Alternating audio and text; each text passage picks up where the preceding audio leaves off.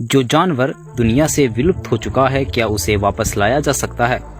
Jurassic world जैसी फिल्मों में दिखाया गया है कि कैसे वो डायनासोर के डीएनए से डायनासोर को फिर से जिंदा कर रहे हैं। आपको जानकर हैरानी होगी कि फिल्म में वैज्ञानिकों ने एक मच्छर के जीवाश्म के भीतर डायनासोर के डीएनए को ढूंढा और उससे डायनासोर का क्लोन तैयार किया। ऐसा तो फिल्मों में हुआ है, लेकिन हकीकत में होना अभी बहुत दूर की बात है। लेकिन फिर भी कई वैज्ञानिक मानते हैं कि इन विलुप्त जानवरों को फिर से पृथ्वी पर लाने में बस कुछ समय की बात है।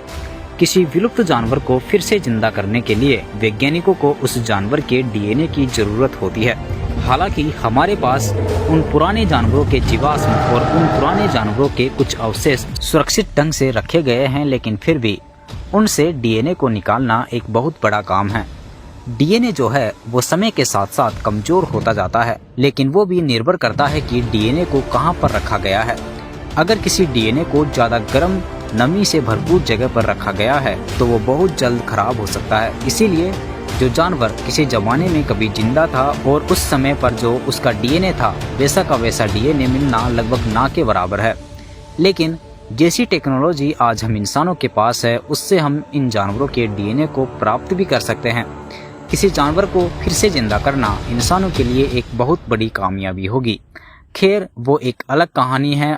आज की इस वीडियो में हम 10 ऐसे जानवरों के बारे में बात करने वाले हैं जिन्हें वैज्ञानिकों द्वारा वापस जिंदा करने की पूरी से पूरी कोशिश की जा रही है। तो उन जानवरों को देखने और उनके बारे में जानने के लिए बने रहिए एनिमल टीवी हिंदी के साथ और वीडियो का मजा लीजिए। Number 1, woolly mammoth. जब कभी भी विलुप्त हो चुके जानवरों को फिर से जिंदा करने की बात आती है तो उसमें सबसे पहले वैज्ञानिकों के दिमाग में वुल्ली मैमथ का नाम आता है। ये एक ऐसा जानवर है जिसका डीएनए सबसे ज्यादा सही अवस्था में मिलने की सबसे ज्यादा उम्मीद है।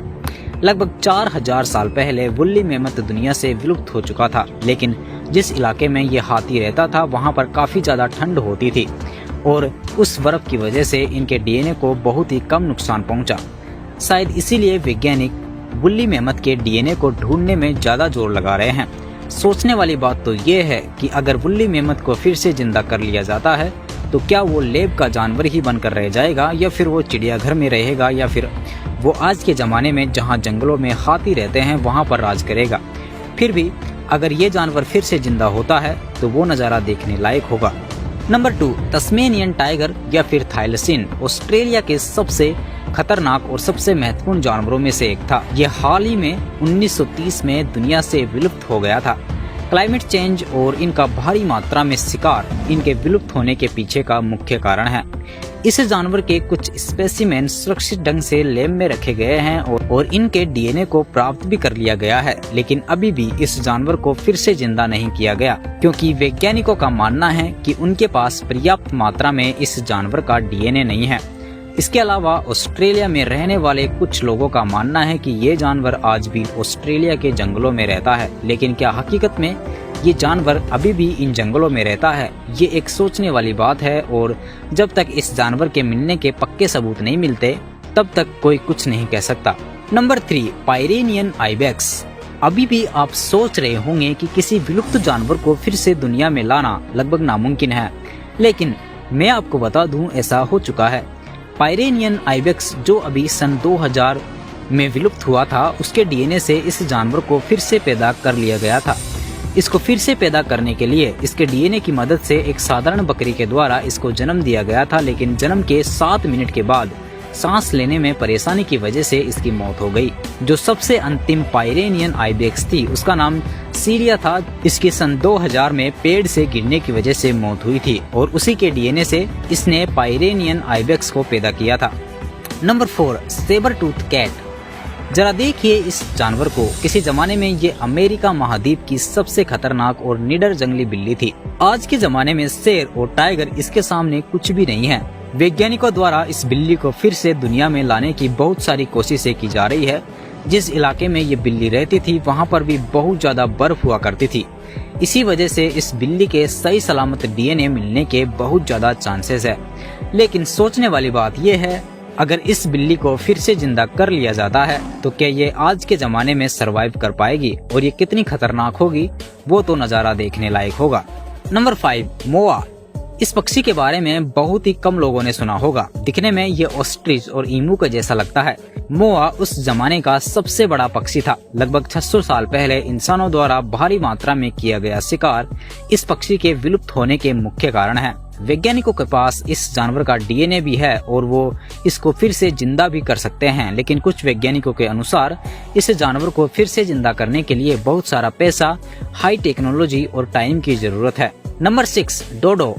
इस पक्षी को तो हर कोई जानता है।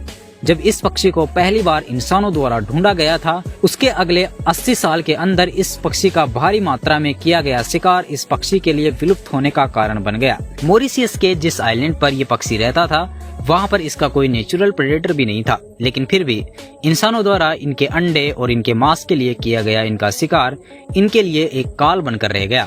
साइंटिस्ट उम्मीद लगाए बैठे हैं कि इनके डीएनए से फिर से इनको जिंदा किया जा सके। देखते हैं कि साइंटिस्ट कितना जल्दी इस पक्षी को फिर से दुनिया में वापस लाते हैं। Number 7, ground sloth. ये बड़ा भारी भरकम जानवर लगभग 8000 साल पहले इस धरती पर रहता था। इस जानवर के डीएनए तो मिल चुके हैं, लेकिन इसको फिर से जिंदा करने के लिए एक बड़े स्लॉथ की जरूरत है, क्योंकि स्लॉथ इनके इकलौते रिलेटिव्स है जो काफी छोटे हैं और उनकी मदद से इनको फिर से जिंदा नहीं किया जा सकता। Number 8, woolly rhinoceros. Woolly mammoth की तरह ही वुल्ली राइनोसोरस भी लगभग 10,000 साल पहले इस धरती पर ठंडे इलाकों पर रहता था। इस जानवर की बहुत सारी पेंटिंग्स पुरानी गुफाओं में आपको मिल जाएंगी। इस जानवर को फिर से जिंदा तो किया जा सकता है, लेकिन इस जानवर के विलुप्त होने के पीछे का कारण बदलता वातावरण था और आज भी वो वातावरण बदल ही रहा है। ऐसी स्थिति में इस जानवर को फिर से जिंदा करना वैज्ञानिकों के लिए कोई आसान काम नहीं है। वैसे भी हम इंसानों द्वारा राइनो की दूसरी प्रजातियों को तो बचाया नहीं जा रहा, फिर हम इस जानवर को जिंदा करके क्या उखाड़ लेंगे। Number 9, passenger pigeon. किसी जमाने में पैसेंजर पीजन नॉर्थ अमेरिका में लगभग हर इलाके में पाया जाता था। लगभग 200 साल पहले इसकी आबादी करोड़ों में थी, लेकिन इसका इतनी भारी मात्रा में शिकार किया गया कि ये अब लुप्त हो गया है। धन्यवाद करो उस क्लोन टेक्नोलॉजी का, जिसकी वजह से इस कबूतर को फिर से जिंदा किया जा रहा है। मुझे तो समझ नहीं आ रहा, इंसानों द्वारा पहले किसी जानवर को पृथ्वी से बिल्कुल पूरी तरह से विलुप्त कर दिया जाता है और फिर उसे फिर से जिंदा करने के लिए करोड़ों रुपए खर्च किए जाते हैं। Number 10, Neanderthal. निएंडरथल एक इंसान की प्रजाति थी जो लगभग 40,000 साल पहले पृथ्वी से विलुप्त हो गई थी। इंसानों की ये प्रजाति यूरोप और एशिया के ऊपरी इलाकों में रहते थे। वैज्ञानिकों द्वारा हर तरह से कोशिश की जा रही है इस इंसान को फिर से जिंदा करने की। पता नहीं इंसानों को और कितने इंसान चाहिए। पहले ही पृथ्वी का हाल हम इंसानों द्वारा इतना बुरा हो रहा है, फिर भी हमें और इंसान चाहिए। क्या पता ये इंसान हमसे अच्छे होंगे या फिर बुरे, लेकिन जैसे भी हो ज्यादातर इंसान तो पृथ्वी के लिए खतरनाक है।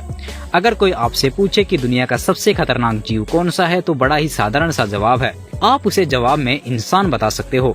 Thank you.